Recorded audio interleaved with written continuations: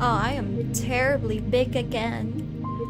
Hello there everyone, good morning to all of you. Thank you so much for tuning in today's stream. I really appreciate it. We are back again with Z.A.T.O, Z.A.T.O, I love the world and everything in it. Hello there Victor, hello there Sue, hello there Mauricio, Kappa, and The Great. And of course, Twitch Lavaliers, nice to see all of you. We are back in voice acting. The only reason why I was not able to continue this series for such a long time is because I had a terrible throat flu. I had terrible throat flu that prevented me from speaking properly, swallowing properly. So I have my bottle of water right here beside me to accompany me as I do the voices in this game. We're actually very close to the ending, I believe.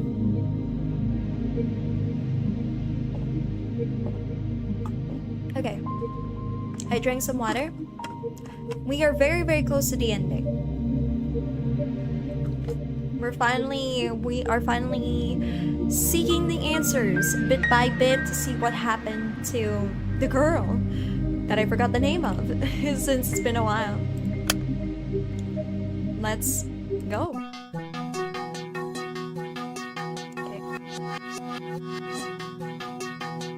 It's never happened before. Also, okay, before we actually start, I need to give you guys a recap. On what happened in the story. We're basically approaching the ending, I believe. We're so close to figuring out the mystery behind the girl's disappearance. And here it is. We're finally getting the pieces together. We're finally gonna know what happened. Did we all forget the story already? Nope. Just a little breakdown for those who have not seen part 1, part 2. Part 1 is about the girl, our best friend, who refuses to admit we are their best friend, has went missing. Apparently, she is last seen with a man that is beyond her age, and apparently people think that she ran away with her boyfriend. We don't know this boyfriend. And in part 2, we got a little bit of flashback to who exactly this person is in their lives, in our lives. Speaking of breakdowns, MC is having a mental breakdown right now. Keep me in the thumbnail, by the way, thank you. And hello there, Zach. Welcome in, welcome in. It's never happened before. He's never been one to show remorse, and why should he? It's all just harmless games. But maybe he realized that yesterday was a little too much. So when he saw how scared I got, he chose not to tell anyone. He thought it would be better to act like it never happened. Okay, so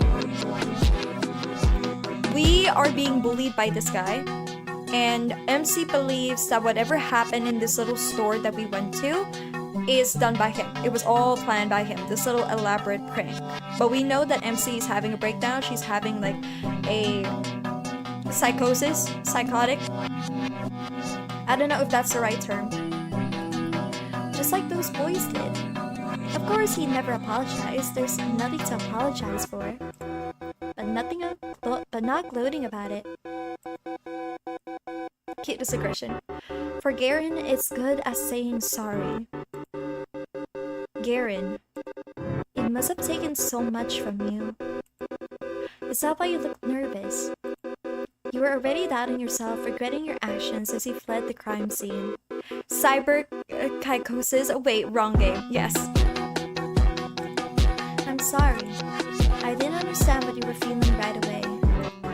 I didn't get why you denied it all so fervently.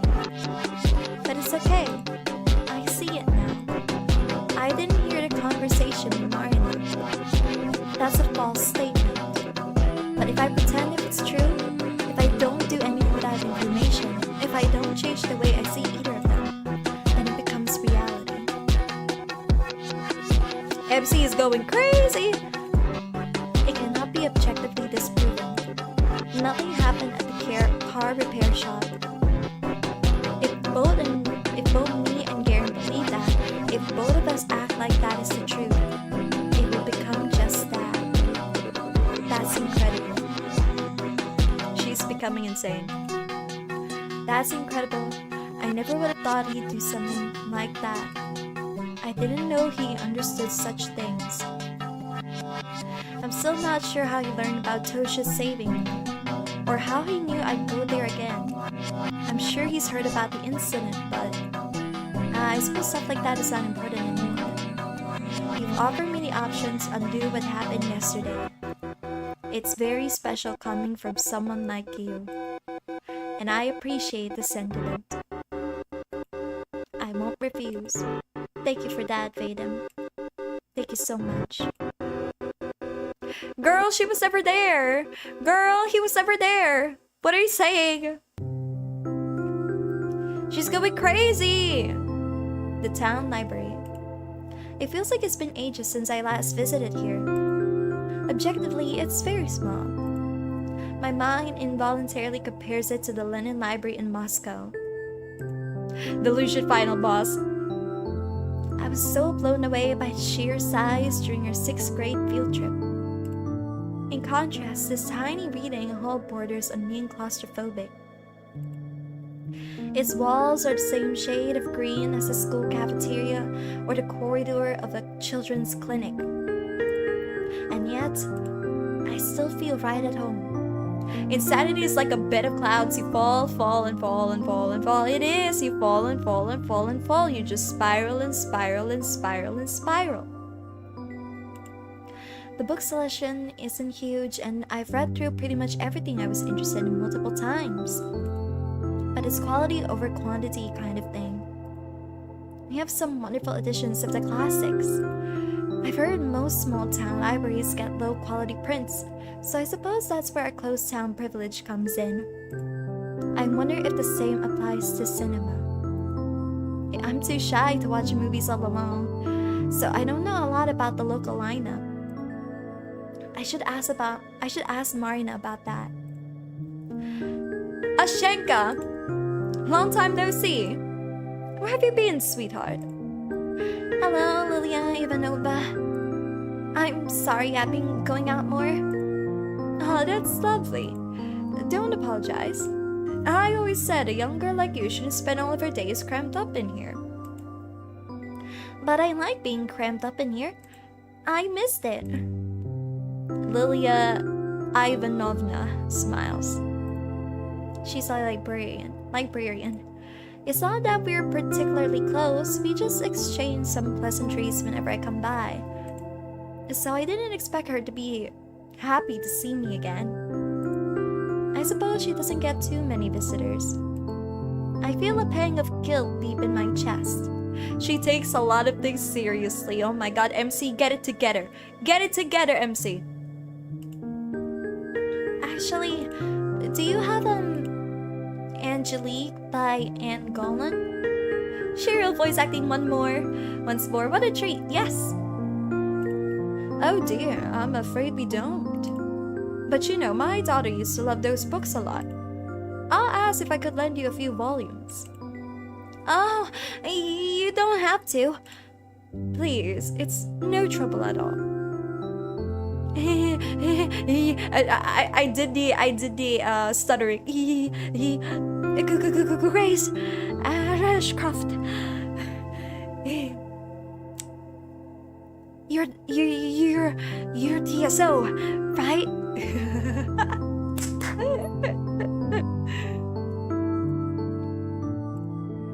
You're a sweet girl. I'm sure she won't mind. Thank you so much. Of course. Aw, gee. Now I feel even worse for not stopping by. Next time, I'll bring Lilia Ivanovna a box of chocolates. Being nervous comes natural to Cheryl, I see. I browse the shelves. It's a bit of a shame I can't see what Angelique's all about. But I'm not really in the mood for something like that, if I'm being honest. I want to read something familiar. Something easy. Something like 100 Years Ahead by Kir Bulishev. Perfect. Don't fall down the rabbit hole, Cheryl. It's a long way down. No! No! Grace, you are my hope.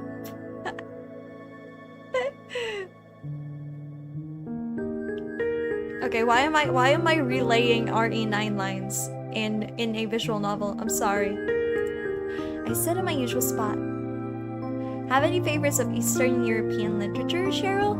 Eastern European literature? Let me see. Eastern European literature. Sorry guys, I don't know all countries in Eastern Europe. Okay, I'm sorry. Okay. So it's from either Russia, Poland, Ukraine, Czech Republic, Romania. Okay, let me see.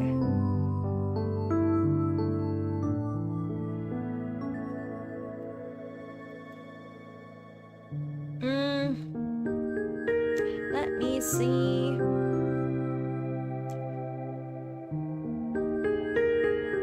Actually, I don't have any favorite Eastern European novels. Surprisingly, I don't. I don't have any favorites from Eastern European. It's probably embarrassing to read children's books at my age.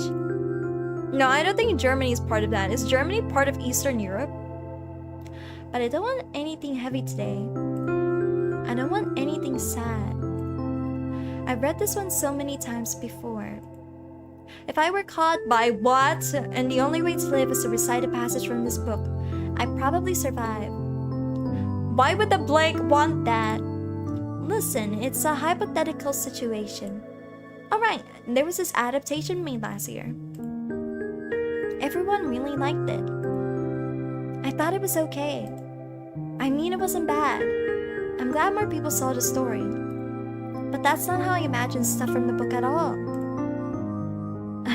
And another annoying thing, now I just keep imagining the movie version as I read.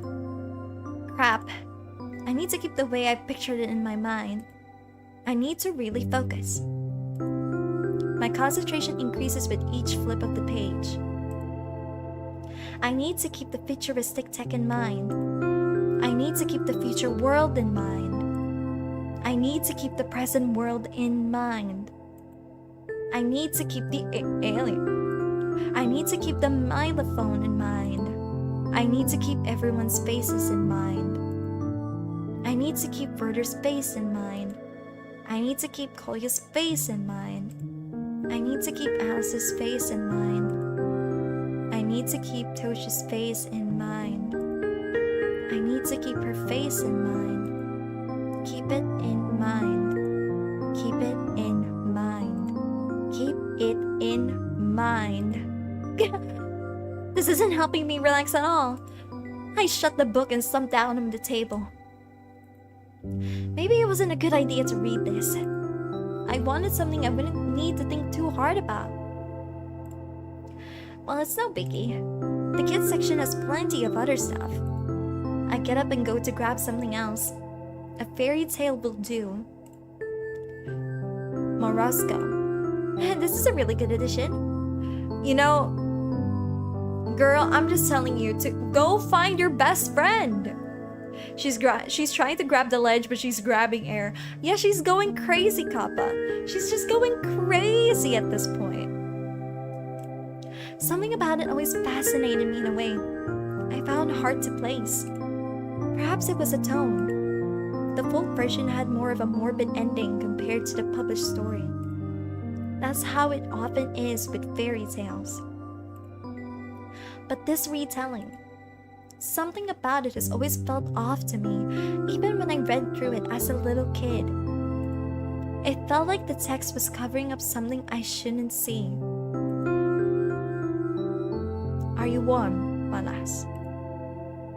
I am, Morosco, Mashenka responded, shivering. Morosco leaned in lower, cracking and clicking. This is a point where you need therapy applies. Oh my god. Sometimes we really just need therapy. I really think children like being scared. Even when there's no reason to, they'll try their hardest to come up with one. You can stare at a beautiful book illustration and refuse to trust it. You can read a short and sweet cautionary tale and imagine something horrific. Are you warm, my lass? Are you warm, my beauty? I am, Morosco! Mashenka responded, teeth chattering from the cold. The frost grew stronger. The girl's cheeks burned bright red. She breathed white mist. Her fingers barely moved. Are we all three thrill seekers as children? Maybe it's a simple survival instinct. Always prepare yourself for the worst. Always imagine a scary face staring from the dark. Always think twice about what hides behind a smile. Are you warm, my lass? Are you warm, my beauty? Are you warm, my dear? Oh, so warm, Morosco! The girl responded, her voice growing silent. No, that doesn't sound right. What a depressing life it would be if we always had to scare ourselves into experiencing its best moments. At least I'm not like that anymore. I don't imagine scary things when there are none. Because I know the world better than that. I know there is way more to love than there is to despise or fear. It's not some impulsive emotional choice. No, it's the only rational conclusion to everything. Think positive. Then Morosco took pity on the girl. He wrapped Mashenka in a heavy fur coat, covered her in a blanket of snow, and warmed her up. Right. I know it's a dangerous word, a deceptive word at times. Yep, it is. I'm flipping through one stunning picture to another. This is far more enjoyable than the original. The folk tale is predictable. It's so simple and crude, it's underwhelming. The good girl respects the rules of the ritual and lives. The bad girl breaks the rules and rides back to her mother as a frozen corpse. It's an interesting piece of folklore. But the idea of it, I'm not sure what a modern kid can glean from that. Maybe Karen was right. I am getting rebellious. Although, if we look at Morosco, the entity, as if he were the extension of the universe's will... Oh, I think I'm getting it. The real meaning. Of course, that's what it is. Morosco is the natural order. It's the will of the world. Yes, you may fear it. You can find yourself in a situation where any positive feeling towards it may seem impossible.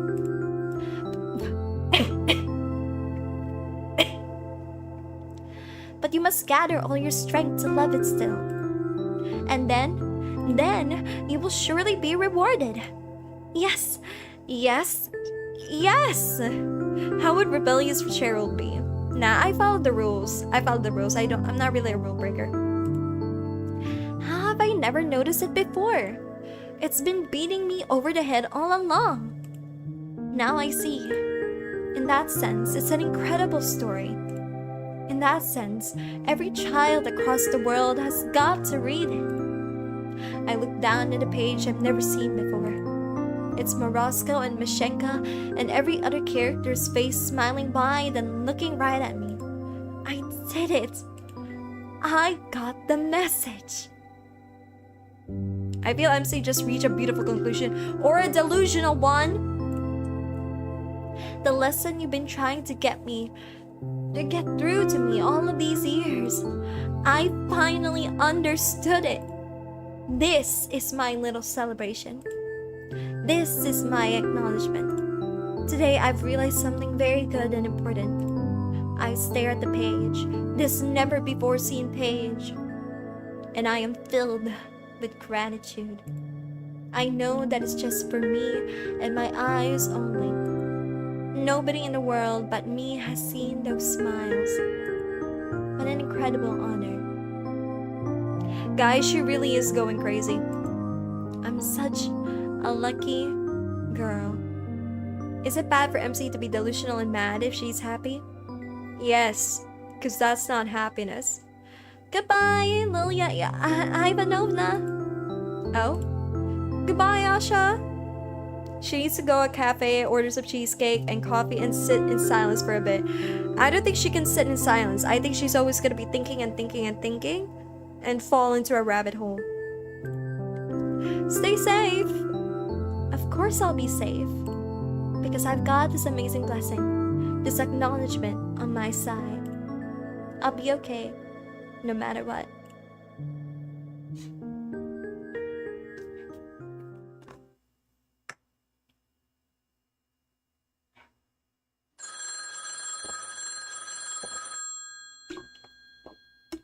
She cannot be alone with her thoughts. Yep. And she shouldn't be. It's too dangerous. Hello?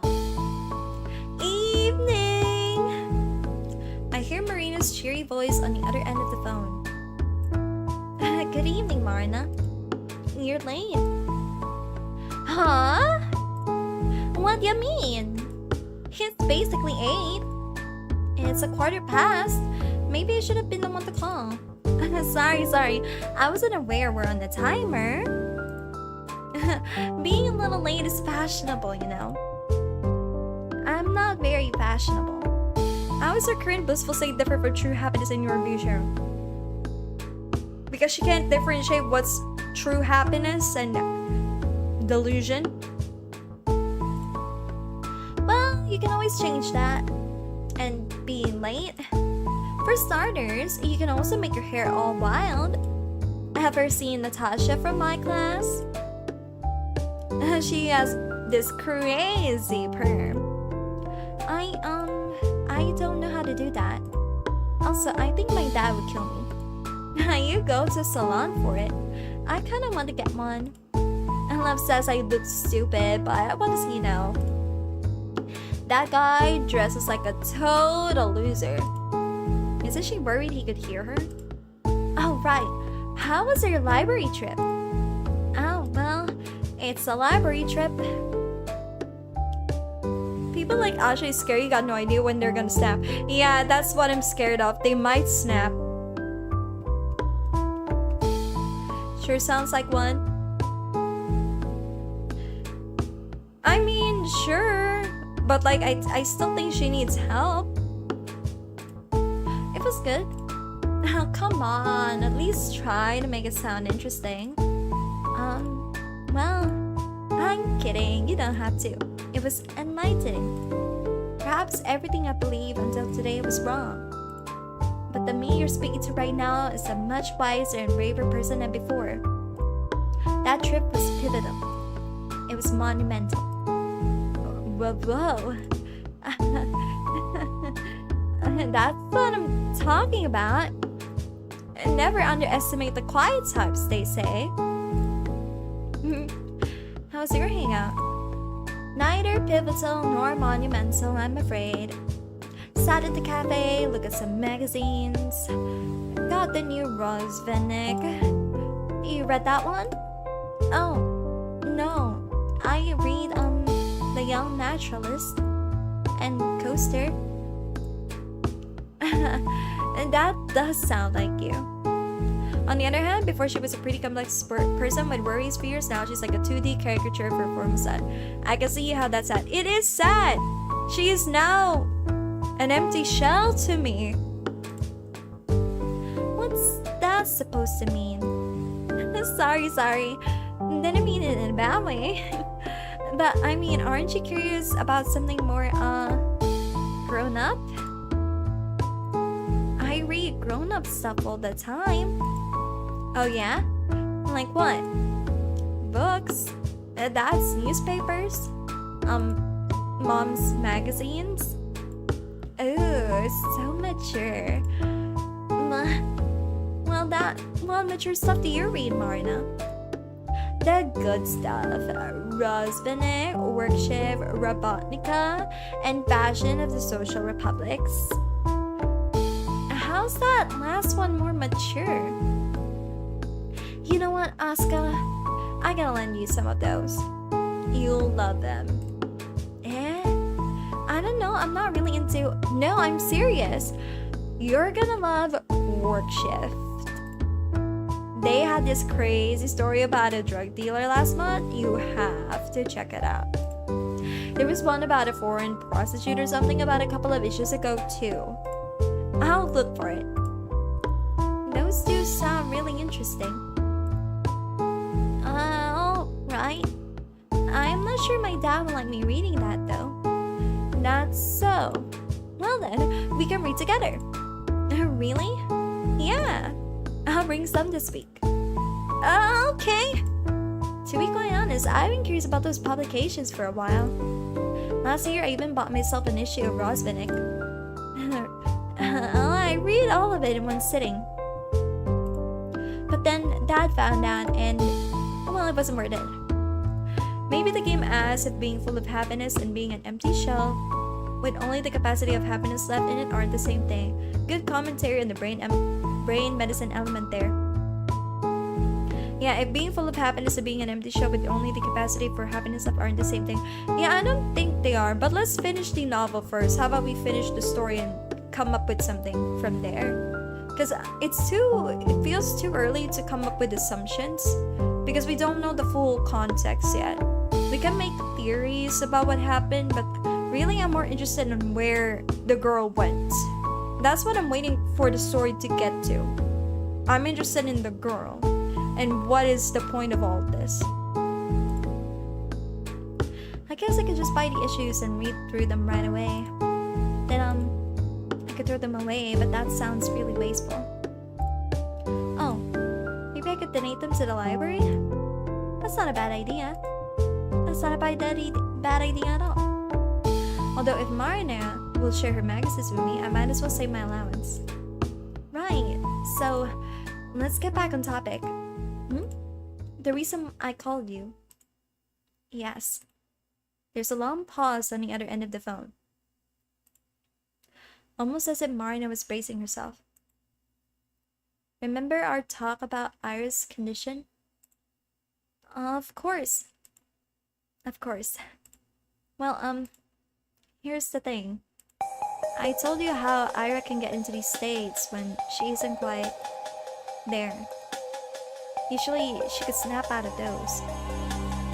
It took some time, maybe a couple of minutes, maybe even hours. But she got over it. And as time went on, it grew more and more difficult. What are these states she's talking about? What are the states? I swear Vladim did do something, if that is his name. He might have done something. He might have really done something. The treatment helped. The pills acted as stabilizers. So it was like the pits in her mind became more shallow. They still form, but they become easier to manage. Easier to climb from. And when Ira stopped taking them, it was like being dropped in the middle of the canyon. Marina paused. The way she spoke as if she's had to force out every word, made worse by the muffled receiver. And that's just half the problem. There's more? When you stay in that state for too long, you begin to deteriorate. Huh? The human brain isn't made to handle that sort of stress. So as a result, our consciousness, our higher functions start to decay. In other words, we gradually lose what makes us human. I don't know if it's irreversible, but from all I've heard, that's how it is. I feel a cold lump in my throat. Higher functions deteriorating. Losing what makes us human? Just what the hell kind of illness is that? When we saw Ira that day, it seemed like she'd been out of it for hours. So there's a high chance that if she didn't snap out of it soon after, her consciousness began to fall apart. But here's the thing. She couldn't have run off in such a state. Finding a place to hide would also be extremely difficult. She wouldn't be capable of coming up with a covert hiding spot. At least not anything that multiple search parties would manage to overlook. So, what do you think she did? She went home. Eh? You know how walking home could feel like autopilot? It's not something you need to actively think about. So someone hit her? Yeah, possibly someone hit her. So even if Ira became completely dazed, it's very possible she still found her way home. Although it must have taken her a while. I don't get it. She was declared missing that same evening. If she came back, why would they file the report? I think they really did believe she disappeared. I told you, it could have taken her a very long time. Hours, even. Ira's mind was in tangles. She likely had no clue how long it took. So, what you're saying is, Ira's parents filed a missing report when she didn't come home as usual. That was probably late at night. It was all in your head, someday. Okay, sorry. Yeah, the report was filed somewhere after 23. Then after they had already called the police, Ira returned. Yep. So why wouldn't they call up the report? Well, that's the nasty part. Huh? Let's say Ira showed up a couple hours later. At 1 o'clock or 2 o'clock, something like that. Considering the state that she would be in that point. Consider how Ira kept her condition secret. How she avoided both her home and public places. For all we know, it was her parents' first time seeing her like that. And if it wasn't that extreme state, head hanging low, blabbering nonsense, legs unstable, well, at first they probably thought she was drunk or high. They screamed at her, they demanded to know what she was doing, where, with whom. But then they'd stop. They realized something was wrong. Maybe they feel it in their gut. Something about the way she slumped against the chair, or the way that she kept murdering nonsense, or the way that her eyes both glazed over and alert at the same time. Oh, because if they told the truth, her condition would go public. Yes, it will go public. It had to be unsettling. No more like really freaking scary. So they might have panicked. Panicked? Well, maybe that's the wrong word. They tried to be rational. A panic kind of rational. Do you remember our talk at the cafe? Yes. Their family has a reputation to uphold. Whatever remains of it, at least. Their daughter's already the problem child. The difficult, the unstable one of the bunch. And what do you think people would say to Ira coming home looking like she shot up God knows what substance? Or better yet, returning way past midnight, mumbling like a lunatic. You're not saying that. I'm saying that it would be inconvenient. It would exacerbate every problem the family already had. So in their minds, the best short-term solution would be to wait it out. Wait for Ira to come down from whatever drug she was on. Vladimir gave her drugs! I don't think it's drugs, guys. I don't think it was drugs. They would announce that she will return only when she's presentable. But if she never came down, they probably thought she'd be okay by morning. But if not, well, then wouldn't they take Ira to the hospital? I doubt they would. They wouldn't want the public to see her in such a state.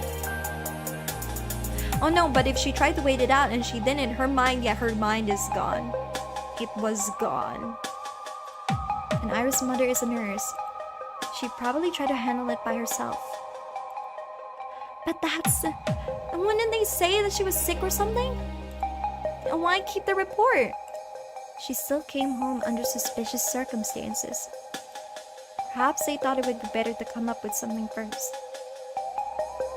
They thought they'd let her recover and then declare she's back. But before they knew it, a couple days have already passed. Calling off a report like that so quick would also be pretty embarrassing, you know? That's still... This all sounds a little far-fetched. But also, I can't deny the possibility. I don't know Ira's parents personally. But even I'm aware of how dire their reputation is. Would they really go this far to protect it? Are people really capable of things like that? Crap indeed. But if everything is as you said it is, and Ira still hasn't come down, that means, yes, her condition is only getting worse. We have to do something! I look around. The TV is still playing in the living room. For a couple of seconds, I stare at the door, holding my breath. Asha? You good there? Yes. Sorry. It's okay. I just need to be quieter. Oh, I see. But yeah, I agree. I've tried calling their place before, but it's either no response or one of her parents. So that's useless. I also thought we could ask Tolik, but we gotta skip school for that. Why? He goes to kindergarten. The only time we could talk to him alone would be when the kids are let out to play. But that would overlap with our lessons. I can't really skip. That's fine. I can.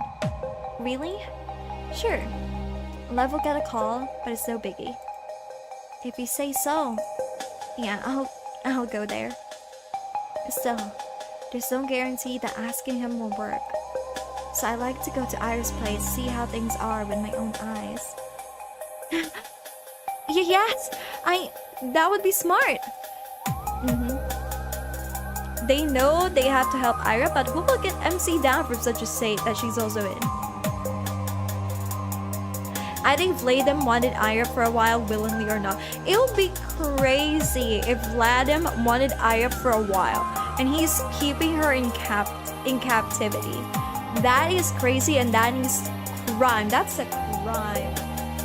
That is a crime, guys. That's diabolical.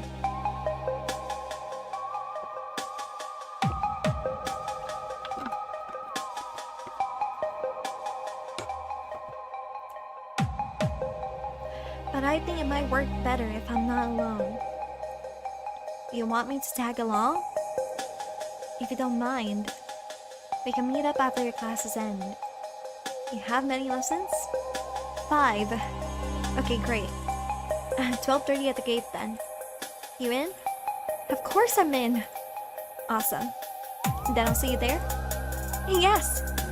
See you! Wait! Can I write your number down as well? Yeah, of course. I'll mark it down in a notepad. I've been doodling it. Okay, got it. Now you can annoy my brother all you want. I never. I'm just joshing. Good night, Asha. Good night! I think he's trying to get her medicine under the table off the books. Or maybe he was her supplier before. I mean, did you see how panicked Vladimir is? Yeah, it could be. Maybe he's the one supplying her some medicine and he couldn't get any more medicine anymore. It was pretty bad. It was pretty bad.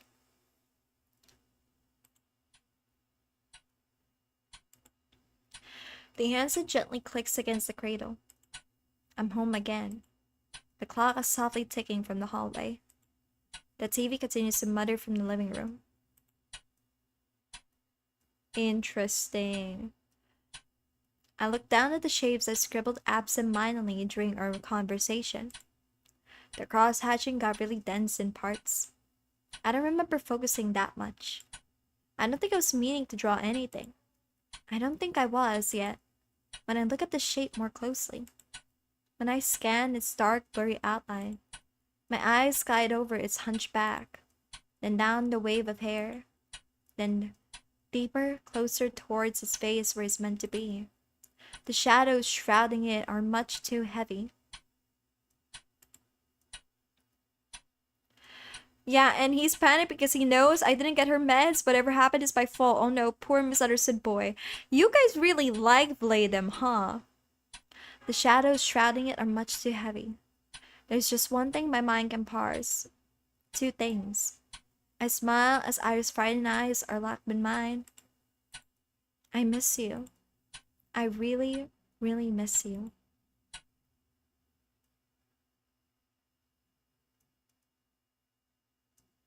Everyone loves a bad boy.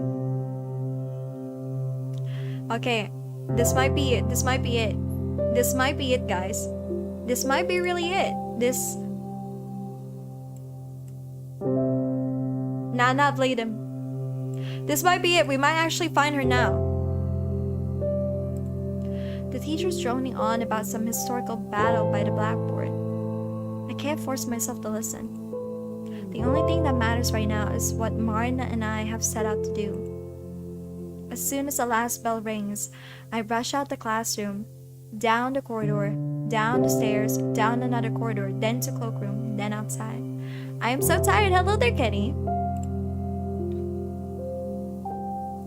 A wave of cold hissed my defenseless face, so I hastily tied a scarf that I left hanging loosely from my neck. Asha! Marin is waving at me from the gate. I start running towards her, but... Ow! Die! As some kid manages to snipe me with a snowball. Hello there, Kenny. I wobble, feeling chunks of it falling and melting in my hair. Whoa, that was one heck of a shot. Whoa, nice throw. Okay, maybe don't praise it. I mean, who the hell do you think you're aiming at ladies like that? Hold on. Why is the music so inconsistent? Ladies? What ladies? She's with the spy! Get her! Huh? A barrage of snowballs flies at Marina, though unlike me, she successfully covers her head. Ever got hit by a snowball, Cheryl? Nope, I'm pretty good at dodging. What the hell? Danya. Pleb, Danya, I'll tell your moms. They don't like you anyway. Asha, let's go. Grab my hand. Yes, let's. We run across the yard, our poor sides catching the brunt of the artillery fire. Geez, where did they learn to throw like that? Honestly, it's pretty amazing. They must be great at laptop. Dodgeball queen, Cheryl dodge me. Yes, I am pretty good at dodgeball. Just dodging though. I'm not good at throwing, but I'm good at dodging. The hell is that about? Stupid kids. Wanna get their asses.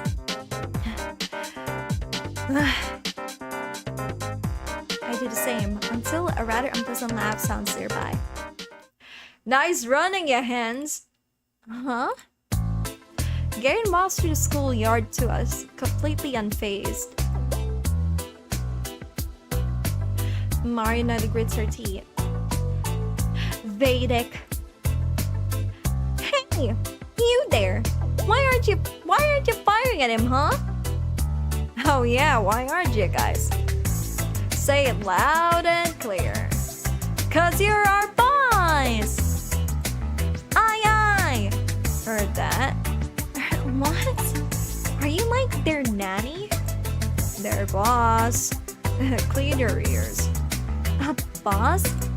What does that mean? Gary joins the trio. Oh my god, he's always gonna be around, isn't he? He's gonna join in. We have a contract going on, is what I mean. A mutually beneficial agreement. A capitalist pig. Hasha, let's report him. A contract? It's simple. I let them see some of my hottest card deck. In exchange, they give you two a little workout every time you cross the yard. Great show, by the way. What? What kind of card deck? Would you like to know? It's normal playing cars, but with sexy chicks printed on them. And there's naked ones too. Whoa! Eh? Huh? Where did you even get that? How did he get his ear chipped, by the way? Yeah, now that I think about it, his ear is broken. I got this feeling Vadim, he bugs me so much. Right? My man Garen, a man of culture. Found it in my brother's room. He had it stashed in the back of a drawer. How classy. Joe! Eh? Bad chance. Do I look like I'm giving out freebies? Psh, that stuff's all crusty anyways. Crusty? Nah, they're still in pristine condition. I meant only for the initiated, which you're not. Whoa, we've got a secret society over here. What's the name? Porn Poker League. That's catchy, I'll give you that. I don't think we should be talking about this. Right on. It's unbecoming for a woman of console to use such expressions. Is it becoming for a man of console to carry stuff like that? Look who's speaking. And anyways, you made a dumbass deal like that just to have us bombarded with snowballs? Pretty much. Are you 5? Why? It's payback for having me run your stupid errands. I think it's pretty fair, no? Errands? Oh, right. I forgot to tell you yesterday. I called him right after we talked. Eh? He's coming with us to Ira's apartment.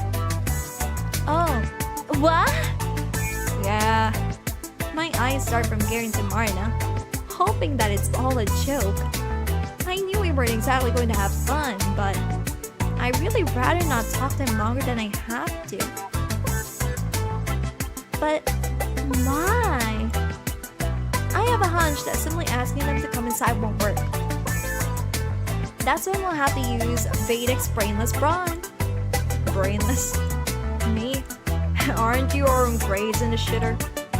Huh? They're not, but thanks for your concern. Here we go. And even if they were, since when are grades a mark of intellect? That's such an outdated idea. You know, Albert Einstein got really crappy grades and he's like the father of modern physics. I'll tell you more, the whole idea of graded academic performance reeks of classism. It goes against everything the Great Revolution stood for. If it were up to me, this whole grading system would be abolished. Marina, are your grades really okay? Now let's go to Ira's place. And Garen will force his way in. Yes, he will force his way in. Here we go. Let's go find out where she went. So, you know everything? Depends on what you mean by that. More or less, yes. He knows my theory. I know it's dumb. And then you ask for an opinion. We'll just go see and if it has any ground. Wait, so you told Vadim about Iris? What? Her illness? Don't worry. He won't tell anyone. Oh, don't worry. He won't tell anyone. How are you so sure? I won't. Huh? We have a promise. I'm not snitching. He owes me big time. That's kind of the reason he's here at all. Don't try and treat me like a lapdog now. I'm not doing shit for you after today. Yeah, whatever. I look at Garen. Him knowing those things about Ira. Those really compromising, shameful things. It just doesn't sit right with me. I can't imagine the Garen I know keeping something so juicy to himself. Though, then again, I couldn't imagine Garen feeling self-conscious about a prank that might have gone too far. Here we go. It's not that Garen is incapable of being honorable. It's that I am entirely too prejudiced. And anyways, I always knew that chick was psycho. So she's a different type of crazy now, big deal. Maybe if that's how you want to spin it. Oh, and by the way, What's with the kid? The kid? Her brother? Her brother? You said you're gonna ask him if she's home. Oh, right. How did it go? That. About as well as you can imagine. Figures. I mean, I saw Z.A.T.O like when everyone came outside. Pulled him to the fence, tried asking about his sister in like a gentle manner. You know, not too directly. But he got all clammed up and ran away. Well, duh, what did you expect? This sounds nutty as shit. Huh? It's not nutty. Oh yeah? Sneaking into a kindergarten to ask a preschooler if his parents are holding his big sister hostage is now normal? In what world? Hey, you make it sound like so much worse than it was. I didn't say it like that at all. Who cares how you said it? It's the same thing. Marina got a charisma check fail. It's not. It is. It's obviously not. It totally is. It's not. It is. It's not. Please stop. It is. Right. What the hell? You're acting like a freaking toddler. I'm acting like a toddler? What about you? I'm not the one who started it. Hey, maybe you should have stayed back at the kindergarten. Would be more your speed. I should shove some snow into his collar. Oh yeah? You want to try that? I wasn't going to. Why not? Because she has a speck of common sense, unlike some people. Tisk. Reading out both sides of that comment sounded so schizophrenic. It's voice acting Victor. Hello there, Despia. Welcome into the stream. I am currently voice acting the visual novel Z.A.T.O, I Love the World and Everything in It. Why do I have to do everything around here myself? Marina leans down to grab a chunk of snow, then turns to Garen with a determined expression. Well, Laydem, she's far from common sense. So true, Kappa. So freaking true. Hey! Oh wait, sorry. Not her. Hey, cut it out! He starts to back off, also scooping a handful of snow. What's that? You scared? Scared? No, but I ain't going down with a fight. Oh, you wanna fight? I'll give you a fight, alright?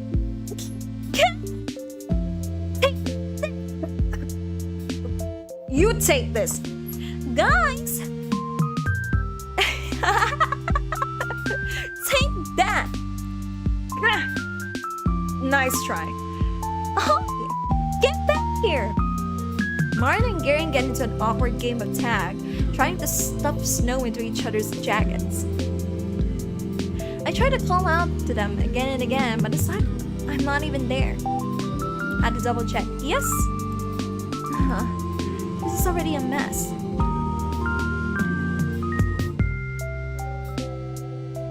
Despite that little scuffle, we reach our destination pretty quickly.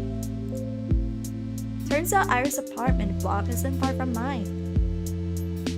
That's wonderful. It's almost like we're neighbors. I wonder... Marina? Yeah?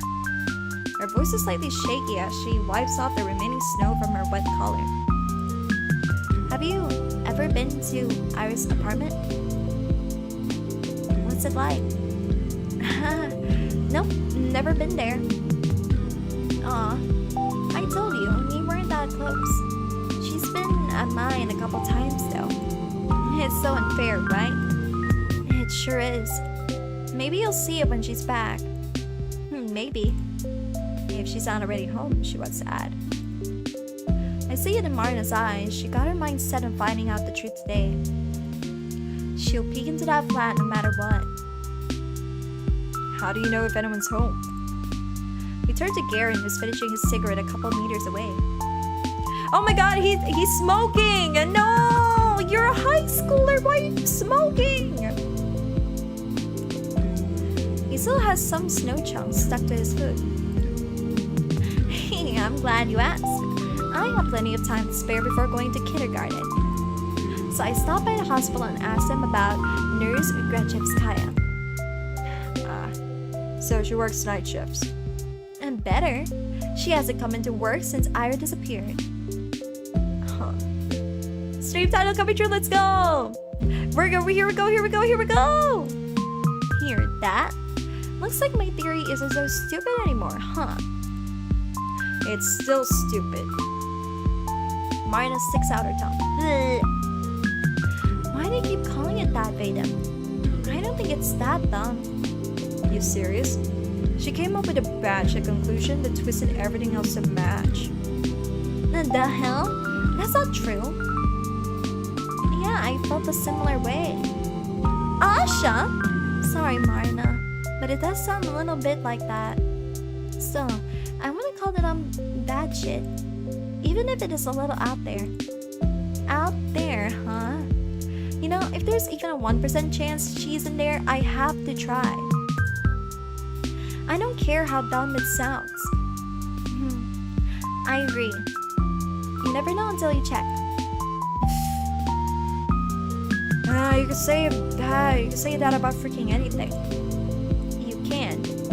But incredible things happen all the time. So, I don't believe we should be calling bold ideas stupid or crazy or anything like that. Bold ideas, please. Aliens crashing landing in Tunguska is a bold idea. This is some cheap twist you got from a detective novel. I think both of these are rather bold. Though I believe it was a remote energy transfer. In Tunguska. Or that one. Seems far-fetched. I read some eyewitness reports and nothing there suggested electricity. Well, electrical explosions and fires of that magnitude won't look too different to an outside observer, I think. I think these three are crazy in their own way already. Yeah, there are three crazy people who are in love with a normal girl. Just saying. These guys are good friends having each other's backs and going the extra mile now that it matters. So true. And it doesn't have to be electricity, right? There are other forms of energy out there. Nikola Tesla could have given something else a try. Please, Tesla is the electricity guy. You think he'd randomly start playing with, I don't know, plasma? Actually, I was thinking of something like lasers. Guys, what the heck are you on about? Right. That's not what we should be concerned with right now. It's proven to be a meteor! The thing exploded in the lower atmosphere and that was that? They even ran like simulations of that stuff, everything lined up perfectly. Jeez, and I was supposed to be the crazy one. Well, that's a load of crap. You think everything's that simple? Oh, Chemsprazer, my friend. Oh, Chemsprazer. And all the evidence points to a meteor anyway. You've got no case. Well, there are some inconsistencies. Such as, like, this had to either be a meteor or a comet, right? I think the comet theory is the most popular. But, comets have a relatively smooth curve to their trajectories. If this was really a comet, it would have burned up in the atmosphere at a much higher altitude. Well, it could still be an asteroid. The name's literally the Tunguska meteor. Then where's the debris, genius? Where's the crater? That... Any conspiracy theory you subscribe to, Cheryl? The conspiracy theory that I subscribe to? Aliens exist, but the reason why we haven't seen any because they're hiding away from us. That's the conspiracy theory that I believe. That said, I said that it exploded in the air! There wouldn't be a crater. Then there would still be chunks of it scattered around. They scoured the whole area and nada. The chunks? The debris could have disintegrated from the heat. The blast was huge, right? The people in the villages nearby felt this intense heat wave. It could totally melt the thing. Melting? I knew you sucked at physics, but that bad? Oh yeah, because your alien spaceship version is so realistic. Actually, there's also the extinct comet theory. Alien. Our conversation continued like that for a couple of minutes. Wow, I never guessed I could have discussed a topic like that with my schoolmates. Especially Karen. Even though everyone's opinion is so different that the exchange borders on being a full-blown argument. I think I'm having fun. It's strange. It wouldn't be much of a dialogue if everyone sat nodding their heads in agreement, I suppose. That much is obvious even to me. I just forgot how things like this are meant to feel. When was the last time I've done this? Have I ever done this? Maybe I never have. Maybe I was never supposed to. Now I'm not so sure myself. Oh, she's making friends! If I was never meant to find myself in a situation like this, then the only way this could have been made possible is through a blessing. That's the only sensible answer. The only reason why I can enjoy things like this despite my inadequacy, of course. Naturally, it's a gift.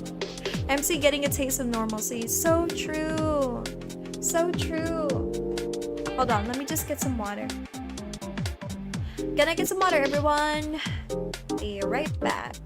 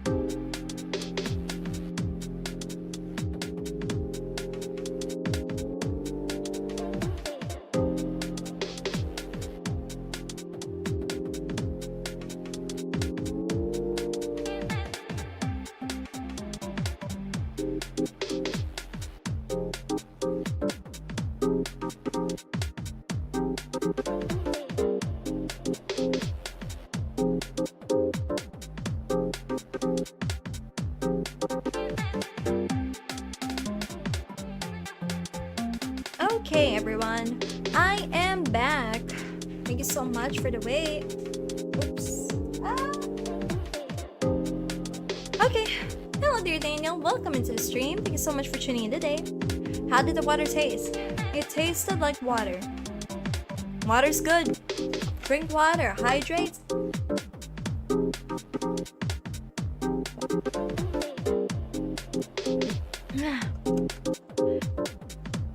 Water is good, guys.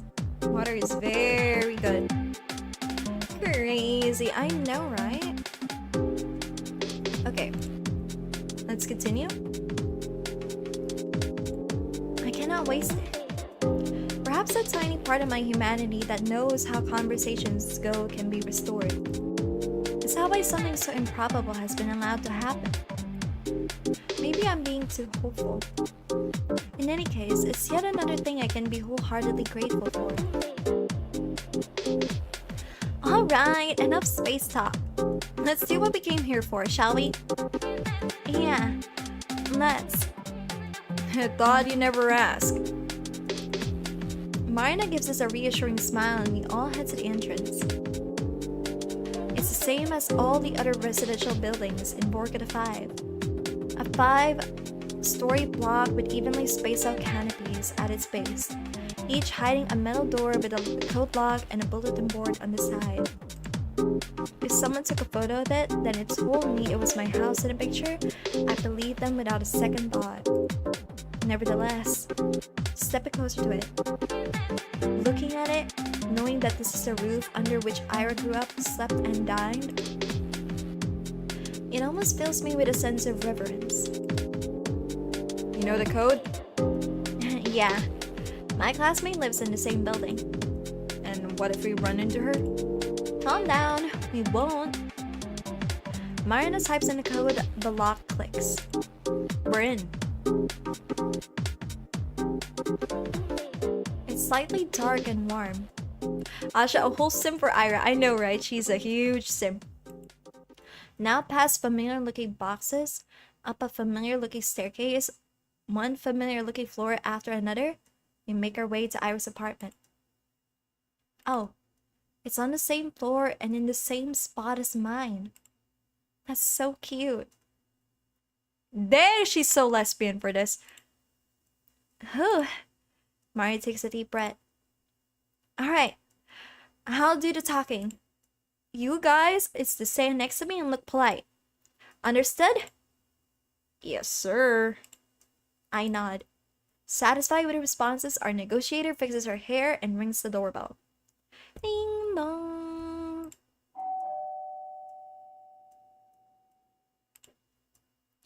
A couple seconds pass in silence. Marina's about to reach for the button a second time, but that's when we hear footsteps approaching from inside the flat. Then pause. We stand still. I can almost feel it in my skin. The person's gaze from the other side of the door, scanning us through the peephole. Finally, there's a snap, and the door opens in a narrow light strip. A woman's face peers out, looking disheveled. Her tangled hair is the same shade as Iris. Yes? Good afternoon!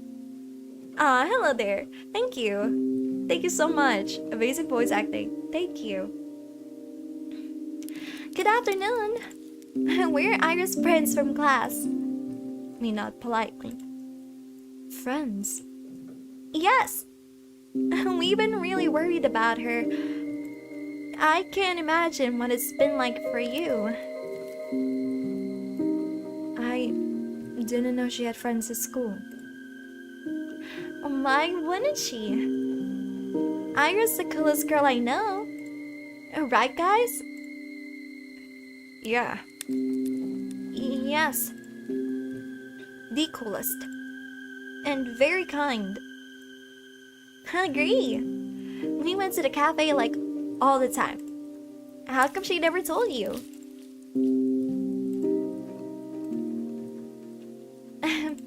In any case, I apologize if it's any inconvenience, but I promise it won't take long.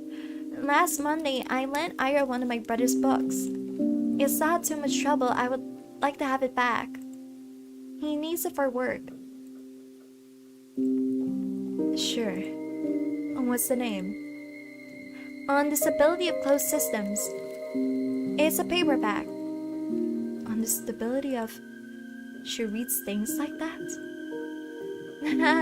I was surprised too. But seems like she's been interested in structural dynamics for some time. Wish I had her passion. I'm just too dumb for stuff like that. The best I could do is share some studies. I see. Something softens in a woman's eyes. Okay. I'll go look. Oh, that's alright, we can... The door slams shut and we hear the sound of a turning lock. Then the steps retreat into the apartment. Must be sad realizing as a mother that you don't know your daughter. Right? You don't know your daughter. Great job. Shut up! Marna hisses quietly. Don't move yet. It's going as planned. Is it? To me, it looked like we just got the door shut in our face. She said she's gonna look. Just wait. When she comes back here empty-handed, we'll offer to search for it ourselves. She closed the lock to go inside for a couple of minutes. Think she'll let us in all willy-nilly? If my theory's right, she won't.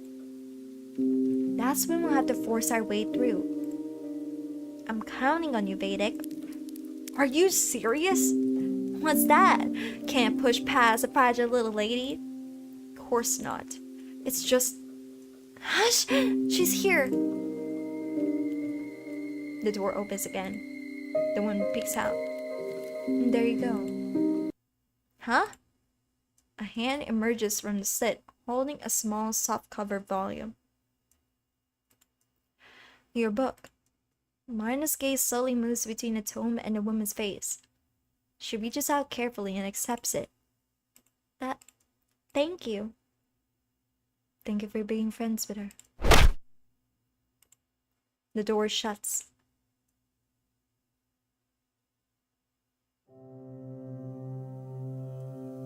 Well, that was a bust. That was a freaking bust. Oh my god. Jeez. Oh my god. Hello there. Hello there, uncle.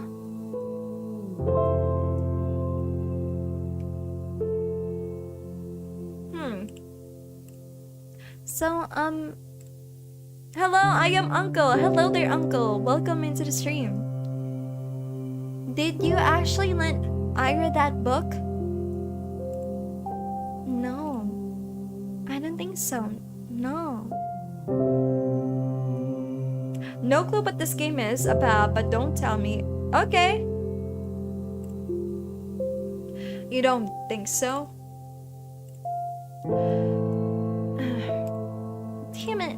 Where is it? What the hell? I look down at the Stability of Closed Systems in my hand. Just like Marina said, it's a small paperback and a worn out one at that. The year of issue says 1966. I open the book on a random page. If we are to arrange components in order of cognition, the list will go as follows: moral belief, prejudice, subjectivity, objectivity, the desire to create, the desire to change, the desire for happiness, the desire for status, ambition, confidence, self-esteem, the desire for self-image, the desire for kinship, the desire for family, the desire for intimacy, the desire for a healthy body, the desire for a stable income, the desire for plentiful resources, the desire for shelter, food, water, sleep, sex, procreation, excretion, breeding, homeostasis, and soul. Maybe she left a note, perhaps. The exact sequence remain a subject of debate. That being said, the soul is ubiquitously accepted as a root for all cognitive function at the time of writing. Out of this list, share what is the most important to you. Family is important to me. I love my family. Each subsequent component following the root is the result of varying degrees of deviation from the base code, which... Are you digging for gold in there? I took her copy with me to show her mom in case we ended up searching the room. But it's... She goes silent. Her movements slow into a halt. Marna? It's not here. She stares into her empty bag with an expression I've never seen before. Debatable that we have a soul, but whatever. God damn it, Marina! Then she lifts her head and takes the book from my hands. The way Marina looks at it, it's as she's trying to compare the item in front of her eyes to the memory of the one she held this morning. Could be a different copy. She softly shakes her head. I don't know. Maybe you did lend it to her. Marina doesn't respond. I look at Garen, but find myself unsure of what to make of his expression either. He wouldn't miss an opportunity to make a joke about this, right? For me, the most important thing is myself. That is valid, Despia. Marina looks so lost. It would be a very Garen thing to do.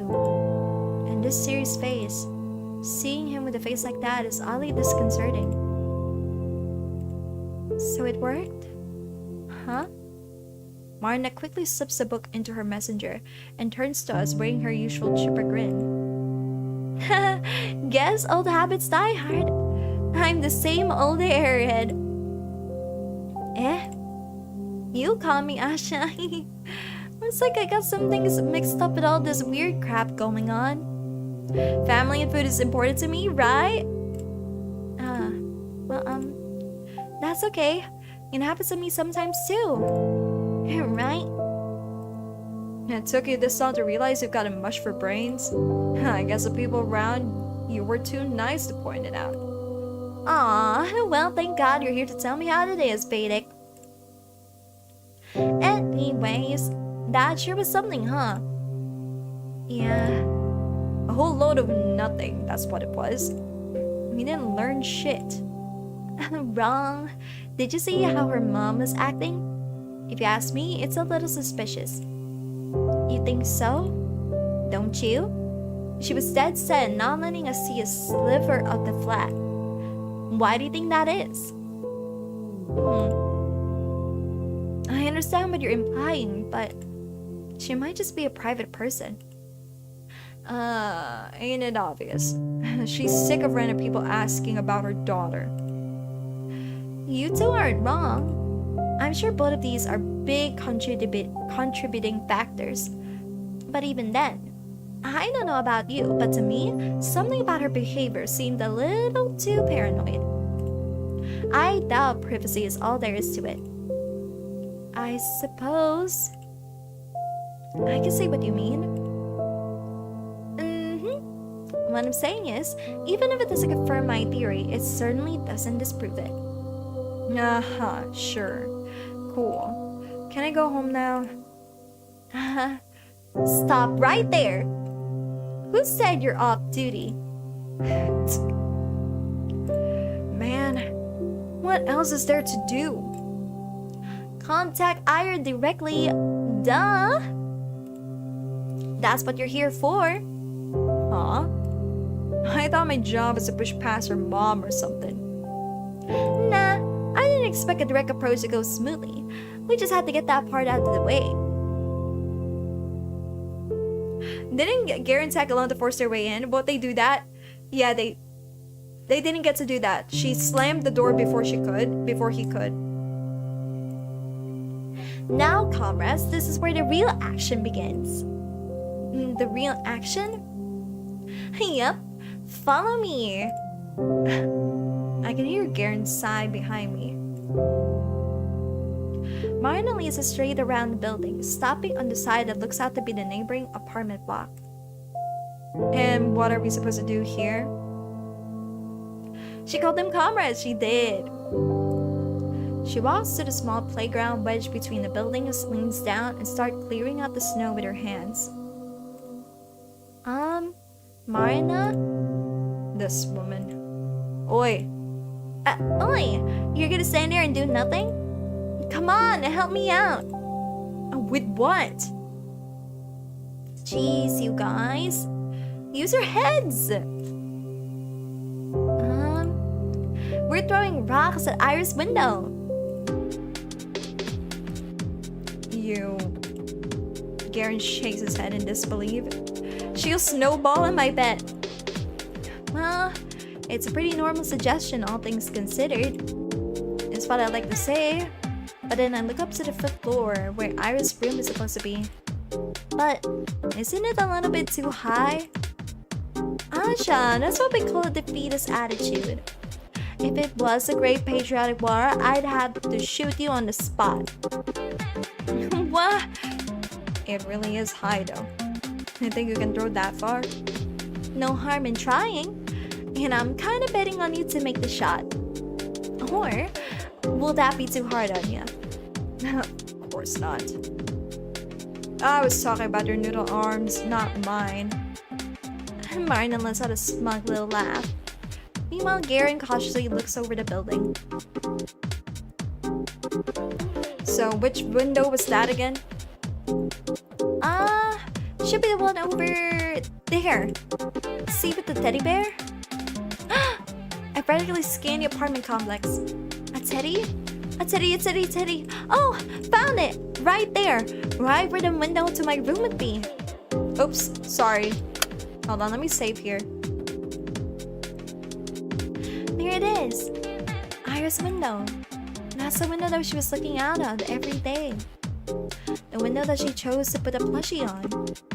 She did that so that when she looked out of the window, she'd also see her teddy bear. Maybe someday she'd hold it in her hands and squeeze it. Man, she's such a big ass simp! It has to. I wonder if it's something classic like Misha or Winnie. I suppose Ira could be the type of girl to call a toy the first thing that happened to pop into her head. That does sound like her, but something tells me she didn't do that. I really think she spent time picking a name that would be the perfect fit. Perhaps the name she went with in the end is to turn out to be a little unconventional. Simp ahoy!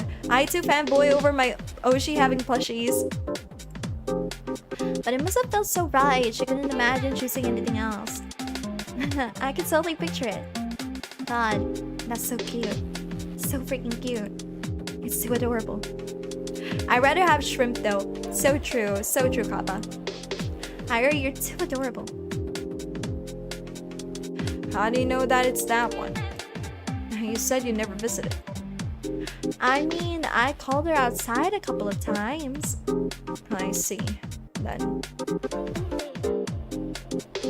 Garen walks back, trying to calculate the best possible angle. His face doesn't look all too confident. Marina, having dug up some pebbles from the ground, runs up to him and drops a few into his hands. Looks like I'm next in line. I don't think I'll be any good at this. Nonsense. What did I say about defeatism? Blah. 3 small rocks then is my midden. They're wet and dirty and the dirt gets tangled in the wool. There's something charming about that. I look up to see Garen tossing and catching a pebble in his hands. He's eyeing Iris' window with the intensity of a boxer gauging his opponent from the ring. Do you know how to skip rock, Cheryl? Yes, I used to do it all the time. Well, what you waiting for? Piss off, I need to aim. Right. You're not solving a freaking math equation. Just go for it. That's how the pros do it. Impressive. Oh yeah? Gonna lead by example? With pleasure. Marina gives both of us a challenging look, then turns to face the block. She takes a couple of steps back, gripping a pebble in her hand. Then she exhales and it lands in the snow. Eek! That's not even close. Shut up! It didn't even reach the wall. Hey, listen, it's the spirit that matters. You think the pros get to national level without a couple of fumbles? No, it's a rocky road. A victory starts with a mindset, a goal-oriented mindset. That's true. Oh yeah, you're gonna go far. With a throw like that, maybe one day you'll make it to the Paralympics. Yeah. Big top from the guy who's yet to make one shot. Oh, why are you still standing there anyways, huh? Scared yours won't even fly that far? You suck at bluffing. With a big, almost theatrical swing, Garen shoots his pebble across the yard. It draws a rather scenic arc and bounces off the wall just below the second floor.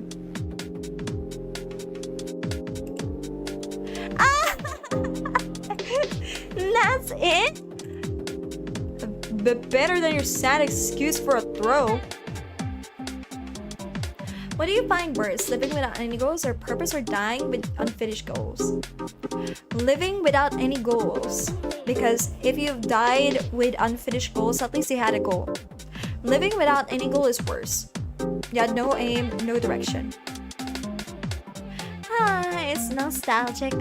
Years pass and you still pitch like a toddler. Zip it, Kaplan, or you're catching the next rock. Oh, so we're on a surname basis now. Are you serious? You bet your ass I am. Listen here. First one to hit the target wins. Doing vandalism with friends, they are living their best teenagerhood. Loser buys soda. Ha! Sure, you're on. Asha, your turn. But do I have to? It's pretty far. Come on, it's just for fun. Can't do much worse than me. Well, if all three of us are playing, how do we choose the loser? If the winner is the one who ends the game, we can't have two losers, right? Whoever hits the lowest, whatever. Just shoot already. I'm really no good at this. I'm always the last one in PE. I look up to the 5th floor. Man, hanging out with Martin is gonna run my wallet dry. Bye-bye, allowance. No, she was right. That's a defeatist attitude. I can't let it bring me down. I've heard a couple of stories, people lifting cars in times of crisis. When it's do or die, us humans can pull up athletic feats that should be impossible. So can I. I just need to channel that. I need to get in the zone. And let my inner warrior out. My inner warrior. Yes, that's right. I come from a long lineage of humans. The blood of prehistoric hunters flows in me. The ones that hunted mammoths, ones that chased their prey for days on end. Ha! I think I'm feeling it. I feel it. I can feel the adrenaline pumping. Someone's looking determined. Yeah, that's what I like to see. Show us how it's done. I take my swing. I'm sorry, Marina. I may not reach the 5th floor, but I'm not gonna come last. Not this time. This time, I'll...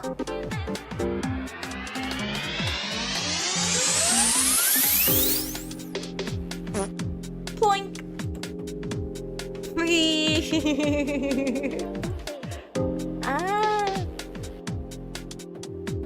The pebble bounced off the asphalt not even 2 meters away from me. I stand frozen in place. My ancestry. Well, everyone's off to a great start, it seems. Funny thing is, even if you're living without any purpose, sometimes just eating your favorite food snack can keep you going until you want another. Peaky Blinders taught me that. Peaky Blinders taught me that. That's amazing. Yeah, you can continue living just by eating your favorite snack. And this is just sad. Can I just drop out, please? Marna takes in my pitiful look and sighs. Yeah, maybe sit this one out. Winning against you will feel kinda cheap. Right. No fun in that. Out of the way then. Kaplan, ready your wallet. When my Olympic self-esteem in shambles, I scoot to the side. It's okay. Some people are not made for this. It's okay. Whoosh, whoosh, whoosh! One after another, Garen fires off the rest of his ammo. Clink, clink, clink. Each hit a little higher than one before, and the last one strikes a third floor window pane. Shit! Shit. We all freeze up. Crap. If somebody peeks out and scolds us, we'll draw the eyes of the whole neighborhood. Not that we're being all inconspicuous to start with, but... Second pass, nobody shows up. We let out a collective exhale. Ew. Vedic, would it kill you to be a smidge more careful? You told me to just go for it. Did I say that? You did. Oh well, you know, thoughtlessly following orders didn't get you anywhere. Some critical thinking goes a long way. Do we listen to you or... Shabina. Oh wait. Bina, past the rocks. Marna, start running. Wow, scary, scary. Also, it's my turn. I should be expecting much considering her first shot. But even though the angle was all wrong, it was quite forceful. If she aimed it just a little better. Marna's pebble shoots up fast and high. Whoa! Whoa! It slams dangerously close to the fourth-story window just above Garen's strongest throw. Marna's at least the kind of crazy I like, bubbly and all. So true. What? Huh? For a moment, Marna looks surprised at how high she actually managed to hit. Then an arrogant smirk spreads across her face. Yeah, Vedic, I wonder why I called you here at all. But thanks for the help, I guess. You're free to go. Hey! Sorry to have dragged you out here. Oh, it's all on me. Sorry for that. It looks like we can handle this by ourselves after all. See you around. What the hell you mean see you around? I'm just getting started over here. Smack. A rock collides with a wall just above the spot Marna's pebble hit. Oh, wow. See that? Sorry for being a girl boss, Garen. Glow queen. Glow. Yes, glow. Let's go, queen. Goat. She's the goat, guys. She's the absolute goat. The goat. The goat. I'm only revving up. Guys? I point to the ground. Rev S and lines to the snow. Here. Scoreboard. Ooh, nice, nice, nice. Way to make yourself useful. Hey, can you draw mine a little higher? Oi! No playing favorites. Yeah, sorry. No cheating, Marina. Jeez, whose side are you on? I like fair games. And I believe in you. Bleh. Bam! Third floor! Bam! Third and a half! Bam! Second and a half! Plop! Ground! Bam! Third and a half! Bam! First floor! Bam! Second floor! Bam! Third and a half! Bam! Second! Second and a half! Third! Second! The two kept pelting the poor building while I keep drawing notches on the scoreboard. Hold on, I need to take a screenshot of this. I need to take a screenshot. There you go, thank you. Sometimes I run to collect the rocks after they fall into the bottom. If you think about it, isn't this game sort of like a reverse meteor shower? Asha got the crazy eyes. She definitely has the crazy eyes, yes. Rocks flying up into the heavens, never quite reaching their destination. If you capture them with long exposure cameras, they'd leave similar traces in the sky. A sea of dark parabolas, mostly uneven, uninterrupted, halfway through, broken. Ugh. Ouch. I get distracted and a pebble hits my head. Yep, screenshot for the next thumbnail. Asha! I'm so sorry! Are you okay? Yes, don't worry. Please keep going.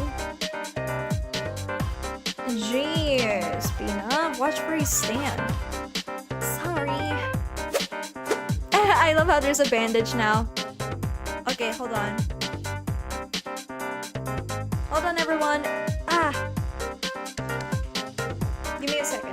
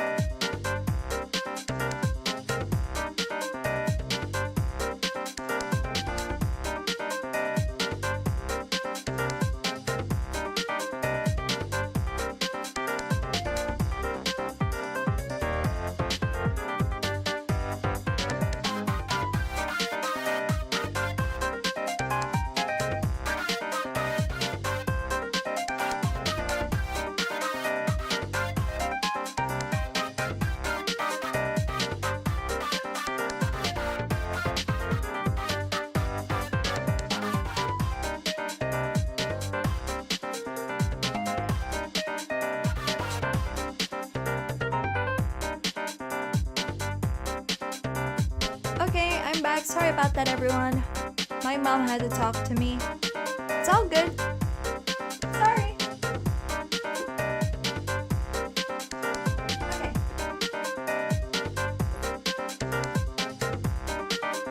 There are plenty of segments my mom would just randomly come into my room.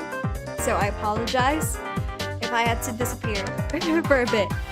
Alright, let's continue. Mama Cheryl, yes. Mama Alchemini. Looking at it now, yeah, Marla's aim isn't the best. Really, it's the kind of a coin toss between her sending the rock really up high or straight into the snow. Still, she puts a lot of force into these throws. Garen can see that. In spite of her flawed technique, Marla truly is a worthy opponent. Third and a half, fort! Third and a half, third and a half, fort! Ground! Fort and a half, fort! Third and a half, fort! Fort! Fort and a half! Fort and a half! Fort and a half! Fort and a half! Guys, you're almost there! Yeah. Watch this, kid. I'm gonna knock Iris' window right out. Please don't. Who you calling kid? Make way! Bam! Damn it. Whoa! You almost got it. Seriously? Next one's gonna be it. Now count your prayers, Kaplan. And your cash. I take cream soda, by the way. Cream soda? Really? That's pretty cute. How is it? Whatever. Actually, it's not very fair to use it, Asha. Huh? What do you mean? Vedic, we can't leave the squire out. The squire? The loser buys 2 drinks. One for the winner, one for Asha. I'm so eager to spend more money. Be my guest. Oh, well, I like Duchess. Heard that. Sure did. And for your information, I'll be having Tarhan. Of course you will. I'm so lucky. No matter who wins, I'm getting a free soda. I'm really struggling, huh? What's Duchess? I think it's supposed to be a Eastern European drink. Duchess? It's supposed to be soda. Duchess is a soda. And cream soda is a Japanese one, so we know that one, but Duchess is something. Being a wimp has finally paid off. Look at Asha being considered, so true. Alright, my shot. Get going, Vedic. The store is right around the corner. Just throw already. Marina gets into position. I haven't missed one in a while. I got a good feeling about this. She swings her arms back. Wait, what did she just say?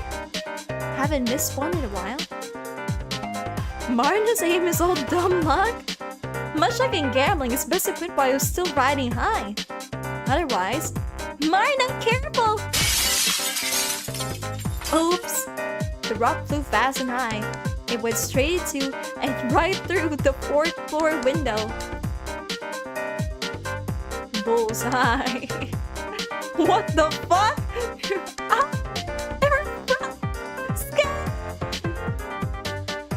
Marina grabs my hand before I can fully process the situation. All of us bolt to hide behind the nearest corner. Well, it was bound to happen. It really was. Oh god. The man's furious voice echoes between the buildings. Rock throwing does that. You shitty brats! Your parents will pay for this, you hear? Kaplan! Don't think I didn't see you! Shit! You idiot. Gary leans against the wall, unable to catch his breath. No, she wrote their names on the snow. They'll know. Yeah, they'll know.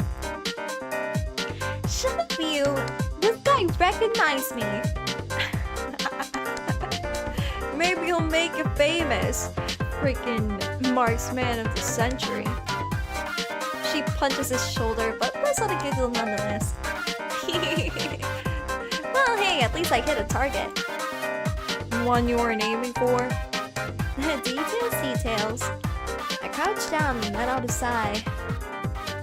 Wow, what a doozy. At least that man didn't seem to know who I was. My dad would kill me if someone complained. Poor Marina. I hope that Lev won't be too mad. Her parents too. Her parents. I don't think she ever mentioned them to me. Do they work in a different city? Then why does their daughter live and work at a 5? Maybe I should ask her sometime. I look up at Marina, who's still exchanging verbal jabs with Garen. I'm not sure if I should interrupt that. So, what do we do now? Their smiles falter. Maybe I shouldn't have said that after all. Good question. We're all done here, right? Aren't you eager to go home? Sorry to disappoint you, but I still have my plan C. Plan C? This whole throwing rocks at a window strategy isn't exactly foolproof. Even if we reach our floor, people don't usually spawn after just one rock, yeah? It's true. So we need to hit that high at least a couple of times. That would be difficult. And even if Ira is there to hear us, who's to say she would respond? If she's really kept in there by force, you'd think she'd be screaming out into the street the first chance he got. So why the hell did we even do that in the first place? There's still a chance that we get some sort of reaction. Even if it's just 1 to a million, it's worth a go in my book. Your whole dumb theory hinges on that percentage. Yep. I mean, it's not so bad. If we believe Ira is at somebody's house, then, it would be more like 1 to 6,000, right? Exactly. See? No, even less. Most of the apartments here house 2 or more. So it's at least 1 to 3,000. Oh my god! I mean, oh my god, who cares? Good thing you barely talk in class. Right, for a minute I forgot who Gary was. Not that I expect to hear anything nice from him, but... Hey! Don't talk to her like that! Lay off me. Anyways, why do you need me still? Need to break more windows for no reason? No. We need to get up here. Marna points up towards the top of the apartment block we hid behind. Huh? The roof? Yeah. Do you still know how to climb there? Good grief. If you had fun, it wasn't a waste exactly. Why? You want to flash a Morse code into our apartment? Oh, that's not a bad idea actually. Hey, it's a really dumb idea. That probably won't work. Come on, people, there's no harm in trying. Any of you got a flashlight? I don't. Like on hand? No. Seriously? Don't all boys carry stuff like that? What boys have you been talking to? Alright, my bad. You're the type that carries porny card decks. There! She didn't need to roast him that hard. Dang, played him. Oh my god. Played them. Oh my god. Damn straight. What's with that proud face? No, whatever. I wasn't planning on that anyway. Really, I just want to peek inside. Like, into Ira's window? Yeah. Not the most ethical option, but we're kind of short on those. I do carry flashlights, at least at work. Okay, so you do carry a flashlight. Sure. Oh. Just like that? No snark? No complaints? Not like that's ever worked before. Let's just get it over with. You're right about that. Alright, let's get going then. Okay. Boys like to be prepared. Apparently some years ago, Garen checked the access to nearly every rooftop in the city. Not counting the barracks and garages, only a few residential blocks had theirs unlocked. Coincidentally, the building opposite of Iris was one of them. The little door creaks open on the 7th push. We hear the howling of the wind as Garen peeks his head out of the opening. How is it?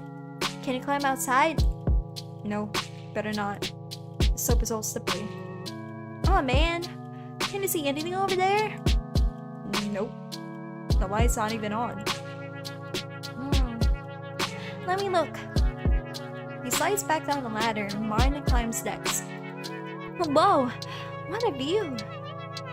Pretty cool, huh? No kidding. Naya's blocks look so close. Watch one fall from the roof. Oh god. Do you think we should have taken some pebbles with us? This is peak. So true, Despia. Should be a pretty shot from here.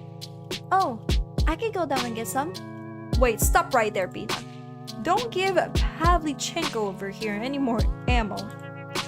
Okay. It's just an idea. Marna rummages through her bag and pulls out a pair of binoculars. Well, someone came prepared. I sure did. These look so cool. Right? You can look through them when I get down. She sticks her head once again and aims her sights at Ira's room. Do you see anything? She hops down with a disappointed face. Nope. Ha, told ya. Here you go, Asha. Thanks. I take the binoculars and make my way up to the ladder. When I peer out, a gust of wind ruffles my hair. I see now. The dusty purple sky covers the whole world like a blanket. I have people pronounce my alias in 3 ways. Despia, Al, Despia, and Al Bourbon. I'm not mad at all. Despia is easier to say, so I'll just call you Despia. The cold vent like fog is so low and so endless. It feels like you'd touch it if it stretched your arm out far enough. Something like the summer dawn, it's so beautiful, so tall, and so bright. It hurts to look. I think I much prefer this kind of sky. I reach my hair down. Hey, Dana. Yeah? Is this the tallest roof that we can climb? Kinda. It's as high as residential buildings go. The tallest one we have here is the research complex because it has a tower at the top. I was gonna let you go up there. See? You can't hear ya? Okay, so loud. Oh my god. Sorry if it's so loud. Oh my god.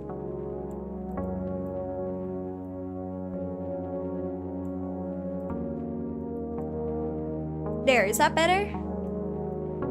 Oh my god, why did it become so loud? Is that better?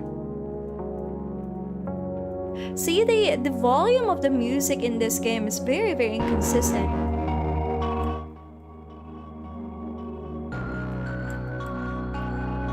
Okay, that should be better. Not sure if I'm seeing much. Adjust them so it's not so blurry. Oh, okay. I thought it was my PC for a second. Sorry! Until the block in front of me becomes more clear. Wow. It really feels like I'm staring at it up close. Technology sure is amazing. Never mind that. I need to find Iris' window. The one with the teddy. The teddy... There. There it is. Light brown with a blue little bow. Oh, it's so cute. Hi there, Teddy.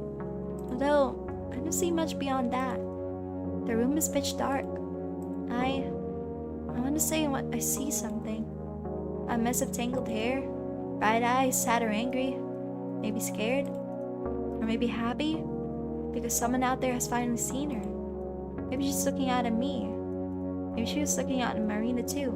But Marina couldn't see her. Maybe I can. So I have to try.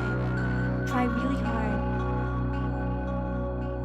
Well, enjoying the view? I am. Nothing in the room? No. I lower the binoculars. There's nothing more for me to look at there. Staring into that darkness feels wrong anyhow. I climb down the ladder, still trying to understand the human shape that sat still by the curtain. The person in that window, the one I struggled to see, the one Marina missed, the shape of Iris' mother sitting in her daughter's room.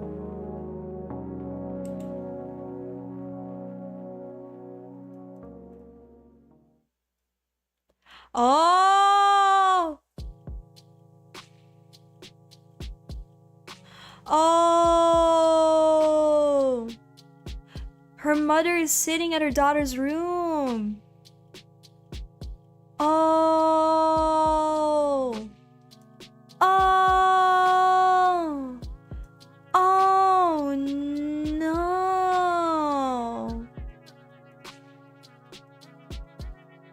She really did go missing.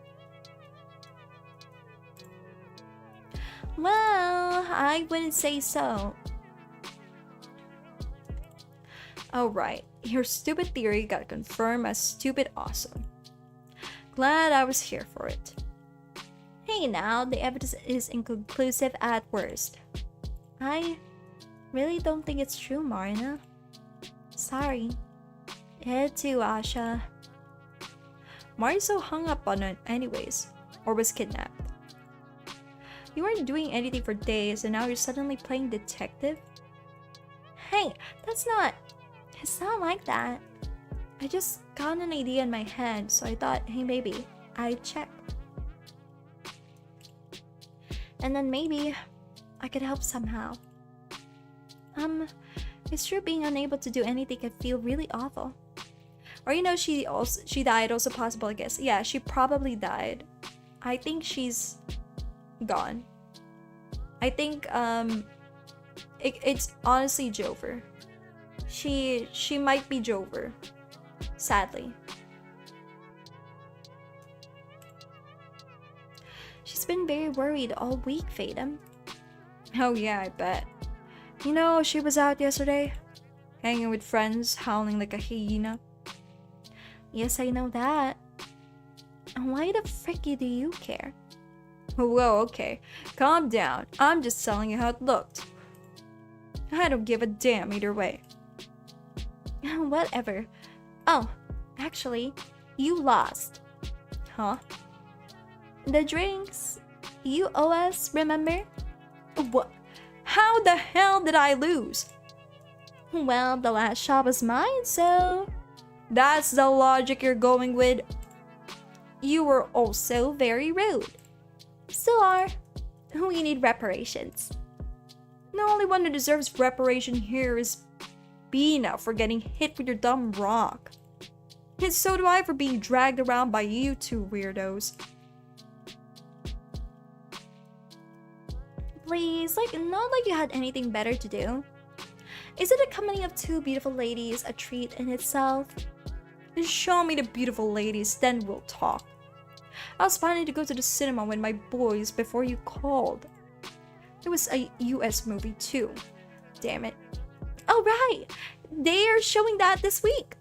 I wanted to see that one. I remember that. Hey, let's go watch it. Huh?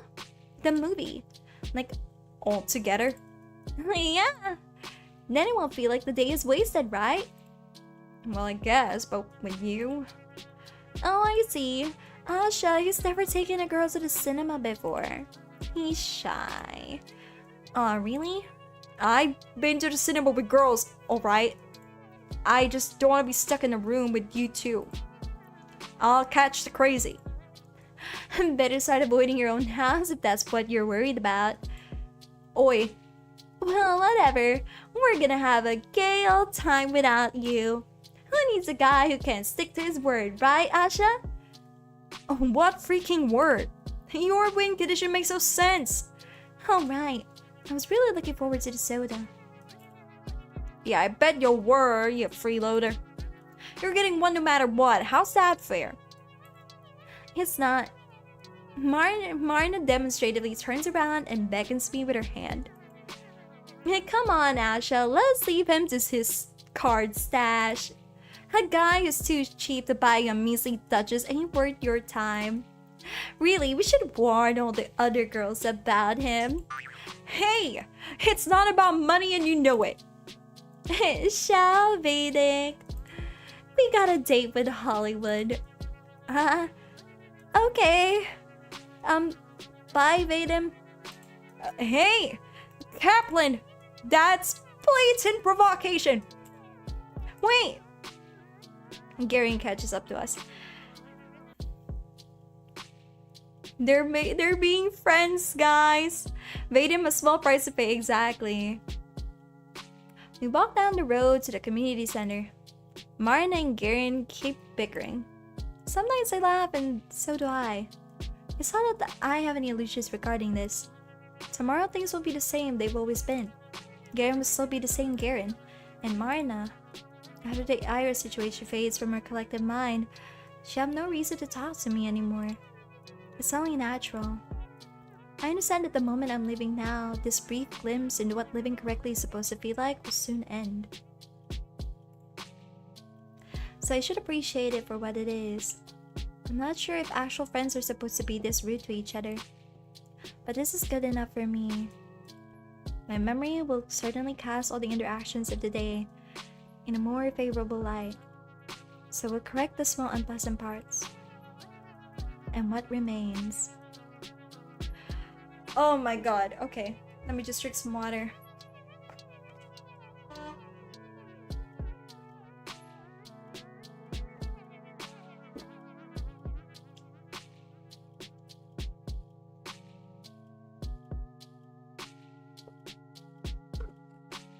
Oh my god.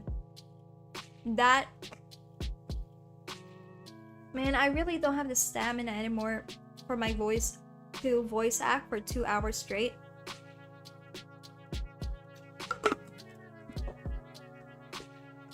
Okay, everyone. I think this is a good cliffhanger to leave it here. As much as I want to finish this visual novel, it does tire my voice out still. Thank you, everyone. Thank you, everyone, for tuning in today. I hope you all enjoyed. If you like what you see, please consider becoming a lavalier by subscribing and following over at Twitch. Valid, it deserves part 4. Thank you, I had fun. Thank you for having fun with me. Thank you for having fun, everyone. I hope to look forward to your presence in the next part for Z.A.T.O. Great voice acting as always, Cheryl. Thank you. Hopefully the game is pretty close to finishing. I think we're in the last part. We're in the last stride. See you next time. See you next time too. Thank you, everyone. Have a beautiful day, afternoon, or evening. Charm me all later. No Ira though. Still no Ira. See ya.